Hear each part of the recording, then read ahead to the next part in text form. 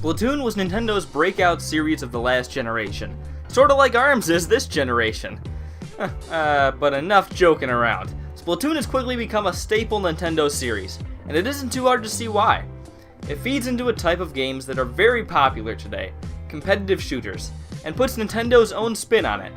And now that Splatoon has established itself as a Nintendo series that will continue to exist going forward, I thought I'd look at exactly what that could be. Because honestly, Splatoon and Splatoon 2 are pretty much the same thing, and it would be hard to pull that move with Splatoon 3 after such a long break. So what can be changed up, and what will the future of the Splatoon series be? Hello all 407 of you, I'm Redkwan, and where will Splatoon 3 take Splatoon? Splatoon and Splatoon 2 might have been good games, but there are tons of things that can be improved on for a sequel. One thing that seems to be a big complaint is the lack of variety in the options for stages and types of battles, and I definitely agree. You can still only play one type of ranked and unranked battle, and on one of two random stages, with those changing every so often. This is so frustrating because some of the ranked battles are a lot more fun than others, and being stuck with one you don't want when you find the opportunity to play can be really frustrating. Having the option to choose what type of battle you want could go a long way making the game a lot more fun for people. The other part of this limitation is that things like Turf War can't be played ranked, and things like Splat Zones, although I don't know why anyone would want to play Splat Zones, can't be played unranked. And that's also quite a shame, because Turf War is probably the overall fan favorite, and it being restricted to unranked battles is a little bit disappointing. I can understand the other ranked modes, I guess, being a little too complicated for the beginning player who has to level up to unlock them, but Turf War could and should be able to be played at the next level too.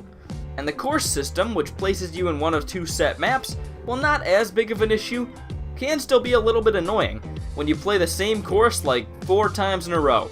And I get that the concern with opening that up is that the favorite courses will be all anyone plays, but I think the way maps are chosen in Mario Kart 8 is pretty well done and maybe could be copied for this game.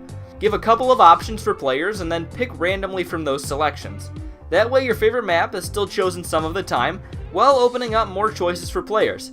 And it'll give players more to do in lobbies without Squid Jump. Poor Squid Jump. Gone too soon. These restrictions did make a lot of sense in Splatoon 1, as Nintendo had no way of knowing how successful it would be, especially on the Wii U. So they didn't want the fools who wanted to play Splat Zones to have no one to play with, and forced everyone to suffer every couple hours. And I can give Splatoon 2 somewhat of a pass as well, seeing as it was pretty heavily based on the original in order to get it out for the Switch's first few months. But Splatoon 3 has no excuse. I think in Splatoon 3 we will finally get some options for what we can play, what stage we can play it on, and maybe whether it's ranked or unranked. At least we can hope. But what else can Splatoon 3 give us? Well, one possibility is local multiplayer. Not that stupid 8-switch LAN thing that they tricked me with, I mean the real deal. This one isn't quite as much a prediction as just a hope of mine. Splatoon is based off that online multiplayer, and I guess theoretically, being able to play locally could hurt that. But honestly, I think it would probably help more than it would hurt, because the game would just have another selling point, and the online community for Splatoon is pretty solid. Again, there's a good chance it won't happen for Splatoon 3, but it is an interesting possibility for the next entry in the series. But I think after the fairly similar first two Splatoon games, Splatoon 3 will have to change up a little bit more than just that. Of course, we'll probably see new game modes, and maybe some interesting new hazards or cool functions in the map, like the ink lines added into the maps or the rails added into the story in Splatoon 2. But I think a lot of what will change in the series' third game will be in the single player. The single player in Splatoon has up to this point been a fun distraction from the online multiplayer for a while, but nothing that you would really buy the game for. But it really does have a good amount of potential to improve.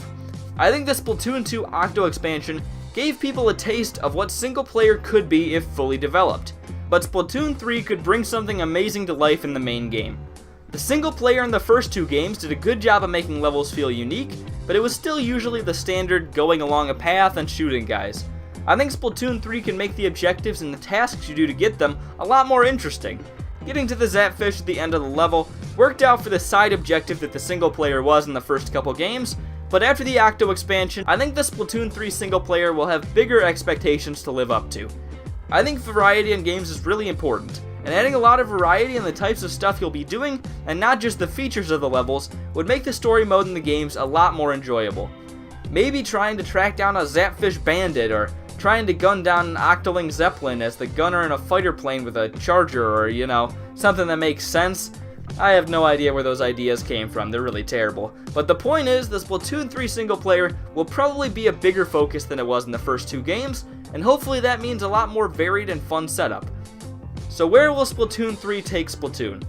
Well, I think that while the Splatoon games have been very fun, there's still a ton of room for growth, and allowing for more freedom in choosing matches, adding some sort of local multiplayer, and focusing on making the best base single-player experience yet are all possible paths to take the series forward. Maybe none of these will actually happen, but one thing is for sure. Nintendo will definitely have to do something to change up the series for the third game.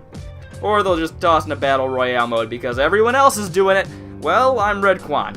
Where do you think Nintendo will take Splatoon 3? And what would you like to see in the Splatoon series going forward? Maybe they can add a ranged brush, because why not? Anyways, I'm Redkwan, thank you all for watching, and I'll hopefully see you all later. Goodbye. And here's just a little bit of a side note. A long time ago, it seems like, I asked if anyone wanted me to have a Discord server, and one person said yes. And then I decided about 10 minutes later that I actually didn't want that. But if you do want to go on Discord to somewhere I am for some reason, there's a server I'm in with a game called Z-War, and it's a server game that's set up kind of like an RPG, so if you want to join that server, there will be a link in the description below. It's a fun game.